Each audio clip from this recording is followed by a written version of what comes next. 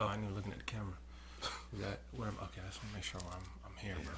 You good now? Yeah. You sure? Yeah, let's get it, bro. All right. You ready? You ready for this? Hello, audience. Hashtag follow the light. Bringing it back. Haven't said that in a while. I tweeted that I have today. not said that in a while. I have not said that in a while. We're here to talk about the Tampa Bay Buccaneers, and as you know, I'm a Tampa Bay Buccaneers fan. CPGM Juice. I don't know who his team allegiance is. He's vacated the building of the Cowboys, but I am a Tampa Bay Buccaneers fan, and we know that they won the Super Bowl. And I want to discuss them repeating. Okay. Couch Potato General Manager is the channel you're on. Go ahead and subscribe, like, do all those good things. I got my list here, man. I wrote it down because I want to make sure I didn't forget anything. Oh, you got I got my list. Your pad? Yeah, my pad. Okay. So, Right. Let's hear it. one of let's go with number one. Number one is the returning all 22 starters. It's something that really never gets done. Sure. You win a Super Bowl, players leave, coaches leave, different things happen, and they were able to not only bring back all 22 starters, they were able to bring back all coaches as well. Which is really a remarkable feat considering that the salary cap was reduced this year. Right. And it also speaks to the fact that those 22 players, well, obviously not all of them had an expired contract, but the fact that all those free agents, Sue, Levante David, Yep. Chris Godwin, of course, he got tagged. Right. Brady restructuring, Donovan Smith getting all those guys wanted to be in that building. Right. It really does speak to the culture that they've quickly developed here when they dropped Tom Brady in. It's just that's the special sauce right there, man. You know, it all those guys. You know, of course, Levante David could have gone somewhere else and made more money. He's that accomplished as a linebacker, second level defender. But they wanted to be in Tampa and they wanted to run it back. So. And I think if we're in a normal salary cap year, it probably goes up, $20 million, $15, $20 million. And maybe there's a possibility that they can't keep some of those guys because now people know they're bidding. I'm going to get paid now versus, yes. hey, this is a down year. If you do want to leave, you probably could make some money. But again, you're leaving a team who just won the Super Bowl and all of that. So I think it benefited them. Sometimes things just kind of, they fall in line with everything, which is what kind of happened to the Bucs this past year. I spoke about the coaches coming back. That's normally, you win the Super Bowl, teams are plucking coaches from you. Those coaches that leave, your coordinators leave, they take a couple of coaches with them, and it just kind of becomes this domino effect, and they had no such thing. Nope. So continuity across the board, whether it be your roster in terms of your player personnel, as well as your coaching staff. But that only helps the Bucs because it's the same message from the same voices. Absolutely. It's the players kind of know what to expect from those coaches. The coaches know what to expect from those players, and those coaches know how to, elevate and get through to those players. They can reach them. Right. They can reach those players, definitely. You talked about it earlier, Tom Brady. It's just a Tom Brady effect. He's there, permeates the building. He's won multiple Super Bowls along with him and Gronk. You have players on the team who have won Super Bowls before, and a JPP and a Shaq Barrett. They have that going as well. I think that gets lost in translation. Of course, we associate that with Gronk and Brady because they've been in the Super Bowl so many times. Right. But the fact that Shaq Barrett and JPP, your edge rushers, the guys that are really setting the tone in terms of your pass defense, right? Those guys have hardware. You know what I mean? And Shaq Barrett was part of a team that beat a MVP in Cam Newton, and JPP was part of a team that beat Tom Brady. You understand what I'm saying? In terms of getting their hardware. So it on both sides of the ball, it's amazing. You have this beautiful blend of veteran leadership, veteran talent, as well as young talent that's permeating the roster as well. And then you have guys on both sides of the ball prior to this championship that had a championship pedigree. From top to bottom, coaching staff as well as the roster, they have the perfect blend of, like I said, veteran leadership, championship pedigree, and youth and talent coming up the ranks as well. You was in my notes, bro. That's one of my. I wasn't in your notes, but let me see. Was that the? Which that, one that was that? It was a good mix of veteran, old, young. Yes. It's a good mix of old, correct, middle, and some young, all correct. in there. You gotta have it. You gotta have it. You gotta have it. Normally, if you're kind of too old, it's kind of this, can they go another season? Can they make it another season? Is everybody going to be healthy? And then too young is, we want it, we good, we can take off, and next thing you know, they get punched in the face and either knocked out or don't make the playoffs, right? So, and in my opinion, when you look at the Bucs roster, I don't know that there's a weakness on the football team. I mean, I can point one out because I'm a Bucs fan. And then this is like nitpicking the team. I would say if I had to say one, gun to my head, no pun intended. I'd probably say running back, and it's just because the running backs aren't the best catchers of the football. I heard Fournette was catching 100 balls a day. I mean, listen, Ronald Jones need to get on it, man. Something need to happen because listen, Fournette had the hot hand during the Super Bowl, but playoff Lenny. In terms of playoff Lenny 4, but in terms of just ball carrier, there isn't a whole lot separating Ronald Jones and Fournette. In fact, I find Ronald Jones at this juncture a bit more explosive. I would say so. You know what I'm saying? But it comes back to, can you catch the football on a consistent basis? Right. Tom Brady, throughout his entire career has utilized the running back in the passing game extensively. That's a big part of them staying ahead in terms of down and distance, staying ahead of those chains. So, positive yards, play after play after play after play, and sometimes it comes with the check down. You know what I'm saying? That makes a difference. That hidden yardage makes a difference. So, yeah, I hope Ronald Jones and Fournette are both on the jugs machine, man. We go outside of the Bucs themselves and we go into the division.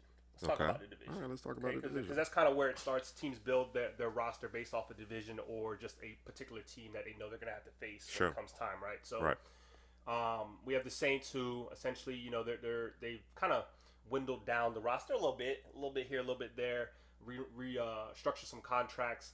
And the big piece is obviously they lost Drew Brees. So now it's the Taysom Hill, Jameis Winston show. We know what kind of those two guys are. Can Sean Payton, turn those guys into wizards? Can he get that team going? Because I mean, Saints aren't too far off, obviously, right? But you need a quarterback to kind of push them. And Drew Brees has been there so long. We don't know what the Saints look like without Drew Brees in a full season. Sure. Right. So yeah, start to finish. Right. Right. You have the Atlanta Falcons, who is Arthur Smith is the new head coach there. What are they going to do there? What does that team look like? I think they're a team that can cause problems for most teams, offensively, but defensively, I'm not sure. We'll kind of see what's going on there. They're in flux, if you will, and you have the Carolina Panthers, who are just kind of with their new coach and they're still building. So it's kind of one of those things. Who's the best team in that division? I would say easily it's the Bucs. I don't think there's any debate with respect to that, man. I mean, unless you're saying that, and maybe there may be folks who feel this way that the Saints are a better team led by a quarterback other than Drew Brees, because we saw it. We're not gonna put our heads in the sand. We saw the fact that Drew Brees had hit a bit of a wall. Right. You know what I'm saying? Right. We had seen it over the course of the last several seasons, where by the end of the season, the toll of a full 16 game season, he didn't necessarily have a fastball anymore. You know what I mean? And frankly, this year, the arm it was no longer there. Yeah. I mean, it was time. It was time. And I think Drew Brees made the right decision. He did him a solid, obviously, in terms of deferring some money or whatever the case may be, saved them a little money.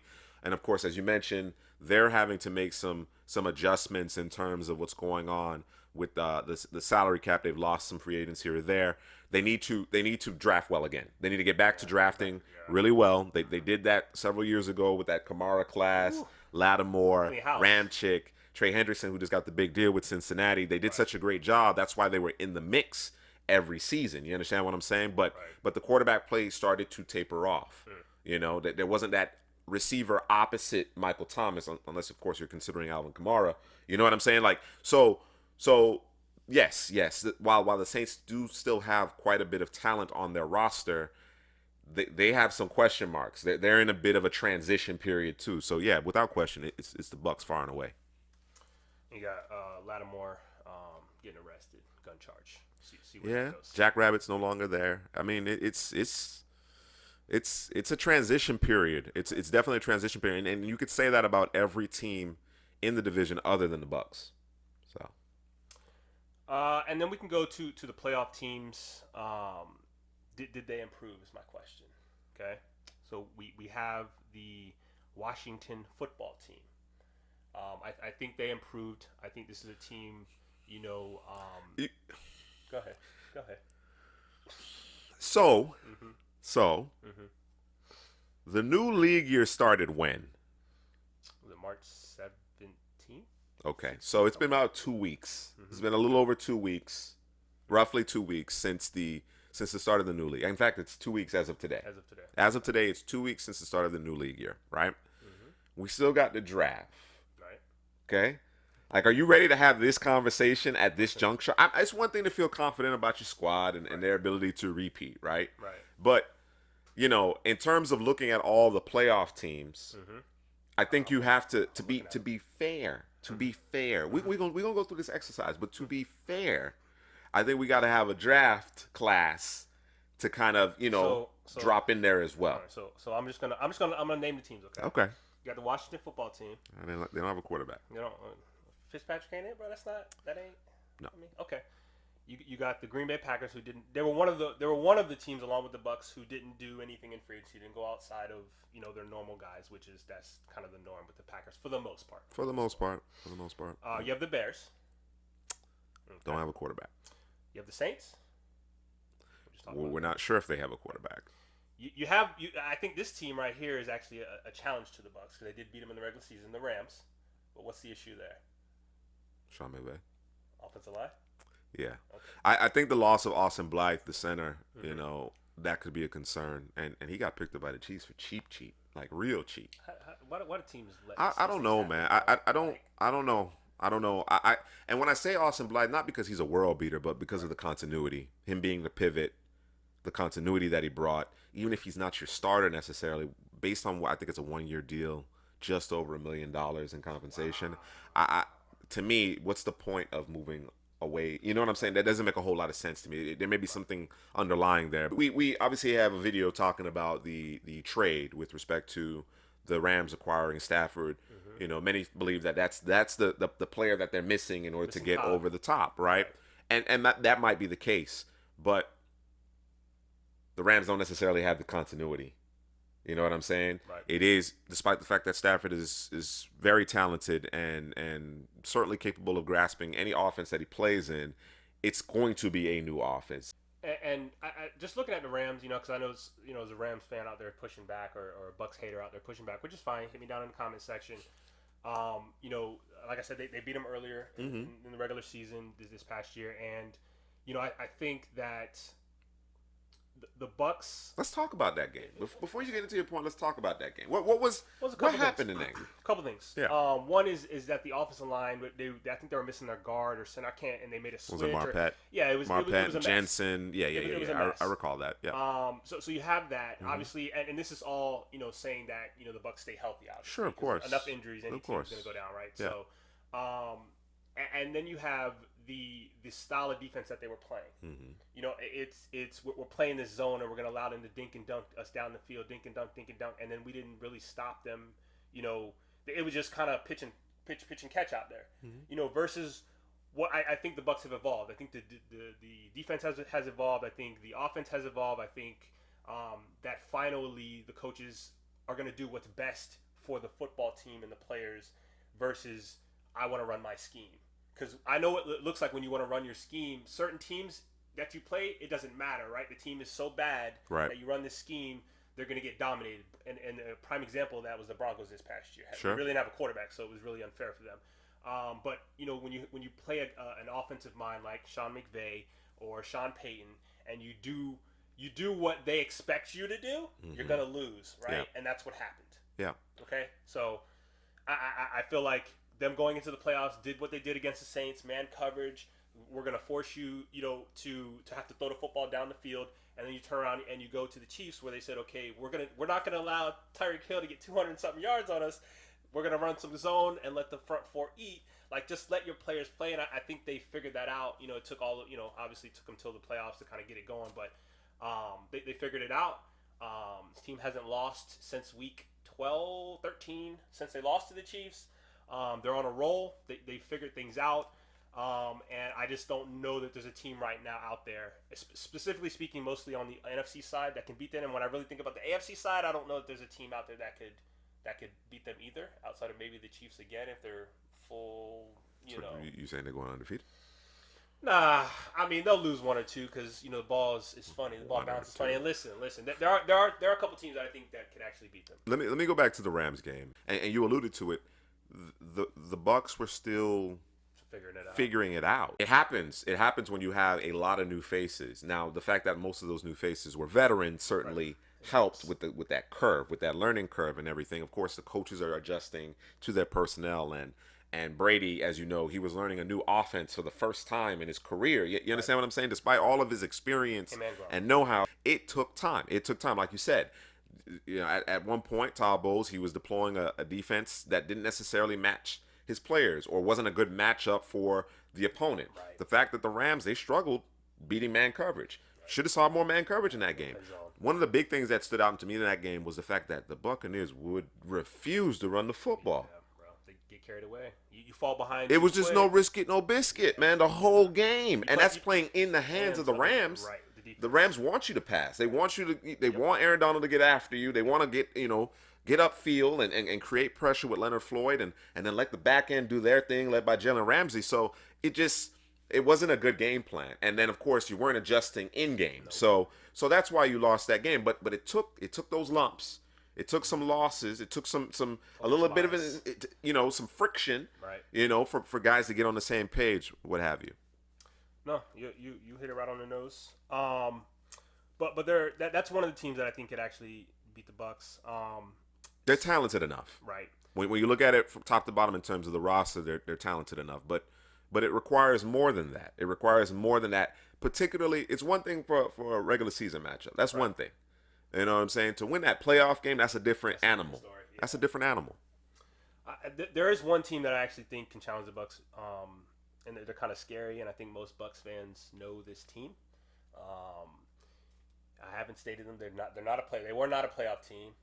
They probably should have been a playoff team. It wasn't for some tomfoolery and buffoonery of the Eagles on behalf of the Eagles.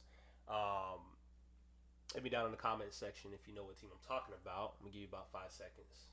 4, 3, 2, 1. That wasn't 5 seconds. 5 seconds.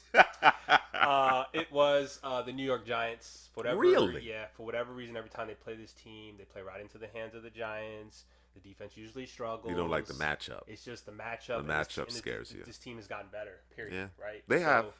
I mean, it's just like They have they're improved. scary. And, that division there, you have the Cowboys who possibly could challenge the Bucs as well, but I think the Bucs will probably just outpace them because, defensively it's a work in progress over there. So, I mean... Yeah, you ain't got to worry about no Cowboys. You don't got to worry about the Cowboys? No? This Cowboys hater, guys. No, bro. I don't hate the Cowboys. I have a strong dislike for Jerry Jones. I think that's a lot of fans. Yeah. He's still living in 1993, as we know. Yeah. And also, I think the other team that I left off in terms of the playoff team was the Seahawks. I gotta go back to your Giants thing, man. So I feel like I recognize what you're saying in terms of the head-to-head matchup, right. How the Giants play. I really like what the Giants did defensively last year. That was impressive. So they get Barkley back. Right. They get Galladay. Okay. You're getting a little bit more explosive. I anticipate the offensive line will be improved. They get Nate Solder back. Right. Another year for Andrew Thomas. The experience, I think, will allow that talent to kind of start to truly develop. Quarterback, though, man. Like, I just can't imagine. I can't imagine it. Listen. Danny Dimes, that's what they call him? That's what they call him. Danny Dimes, he's just... It's I don't know, man. He's a scary guy, bro, and it's on both ends. It's almost I don't want to. But that's I guess that's where it's hard for me to take the leap of the Giants being a threat, a legitimate playoff threat to the Bucs. It's because matchup, it's too helter skelter for me in terms of the quarterback play. Right. I don't have an abundance. He would be the reason why they would most likely lose the game. Correct. I don't have an abundance of confidence in the play caller and Jason Garrett. You know what I mean? I think their defense might be able to keep them in the game. Right. You know what I'm saying? But I don't know that in those critical moments, 3rd and long. You understand what I'm saying? That you can count on Daniel Jones at this juncture. Maybe something changes. Maybe this is the year he takes the leap. But he just steps his game up. Maybe I mean, he steps his game up, and I don't know, bro. He just scares me. I just that team scares me. An irrational fear. Listen, or maybe it is rational. I don't know. Down in the comment section, I'm telling you, when I be on Twitter and they got it's the week for the Giants game, bro. fans be like, man, I don't know, because everybody knows it's something about the Giants, sure. bro, and the way they play and the way we play, it don't match up well. So it's kind of one of those things, in March Madness when a 14 seed or 13 seed is playing, the 2 or 3 or 4 seed, whatever it is. Sure. And obviously the higher seed should win, right? Right. But because of the way the style they play against the other team, yep. it's not a good matchup. So yep. there's a possibility of a loss there, right? So little Oral Roberts type deal. Don't do that, bro. I don't want to hear that, bro, because they beat my team. So. And then you talk about having a full off season, not COVID. I mean, sure. Some things will probably stay the same, but I would imagine the Bucs will be able to do more. It'll be one of those things where plays are just kind of, we know this like the back of our hand types of things. There's no real thinking while you're doing it. Your install can be more robust. Right. You know what I'm saying? Because, of course, obviously there's the install process throughout the week of practice. Mm-hmm. And then early in the season, again, when the Bucs were kind of feeling their way out and working through the lack of familiarity between coaching and quarterback in particular, right? Mm-hmm. I think, to your point, the install process can happen much earlier, and it can be much more diligent. I don't know that there's going to be the same level of, or I don't believe there's going to be the same level of Skype and Zoom meetings, whatever. It can be much more hands-on, and to your point, I think that does make a difference. I think that certainly makes a difference. And there's also the addition of being able to see the film for a full, and for them, it's 20 games. Yeah. You can look through all of them, the good, the bad, the ugly, and you can reference, instead of, Brady coming in and saying, Brady's looking at the former quarterback, Jameis, making that throw or that play. It's Brady doing that. Sure. You know what I mean? Sure. And it's Brady throwing to Mike Evans. Gotcha. This is the spot I need you to be. And it goes both on the offensive side as well as on defense. The defensive yep. side. So it's things that you can reference. So I just think that, listen, I'm feeling myself. I ain't gonna front. But I dare. Scared of those Giants, though. Yeah, just scared of them Giants. I challenge anyone down in the comments section. Just let me know your feeling. If I'm crazy. Obviously, didn't talk too much about the AFC side, but I looked through the AFC side, and there's not a team that really scares me there either. I think the Bucs match up well against the Ravens and the Titans because of the way they play. They play ball. The Steelers, what's going on there? The Browns, I think they would challenge the Bucs, but I don't know offensively. I think that's one of those teams again that they like to run the football. If you force Baker to beat you to be a passer, I don't know that that'll turn out well. Sure. And then obviously the Bills might be a team that might be the team that you could say okay, but again defensively, I don't know if they have the horses there entirely. Because they struggle to rush the passer and all that. And then you talk about we can go back to the Chiefs and hey. I respect the notion that the Bucs should be considered the favorites. Okay. I respect that. I respect that. But it's one game. It's not a 7-game series. It's one game, man. One slip up. Exactly. And here's the last part. The last thing I kind of wanted to talk about in this particular video, as it pertains to your prediction that the Bucs will repeat, is that you're the hunted now. Yeah, that's big. That's big. You're going to get everybody's best shot. But that's where I go back to Brady. Yes. No. You do have some built-in mitigating factors there, without question. Without question. But it is a different when you're no longer the predator and you're the prey. It's different. Right? It's a different ball of wax. That's why we generally don't have teams repeating. You have teams that might get back to the Super Bowl, but to win it again, it's tough. It's definitely tough. Yeah, absolutely. All right, man. That's the video. Hit us down in the comments section. CouchPotatoGM.com is the website. Couch Potato General Manager is the YouTube channel. Don't forget to subscribe, like, and comment.